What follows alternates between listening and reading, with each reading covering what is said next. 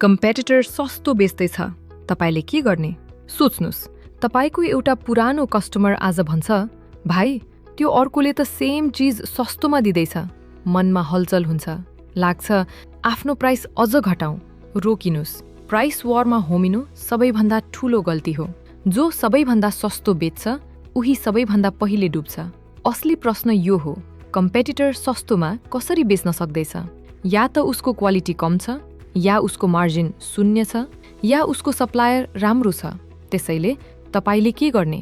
पहिलो कुरा, आफ्नो सोर्सिङ हेर्नुस्। के तपाईलाई सही रेट मिलिरहेको छ? धेरै डिलर्स एउटै सप्लायरमा अड्किन्छन्, कम्पेयर नगरी। दोस्रो कुरा, कस्टमरलाई भ्याल्यु देखाउनुस्, प्राइस होइन।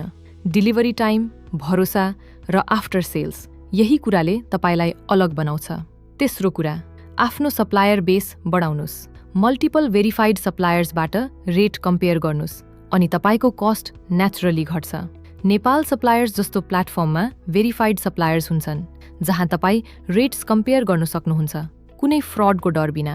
याद राख्नुस्, सस्तो बेच्नु स्ट्र्याटेजी होइन, स्मार्ट सोर्सिङ नै असली स्ट्र्याटेजी हो।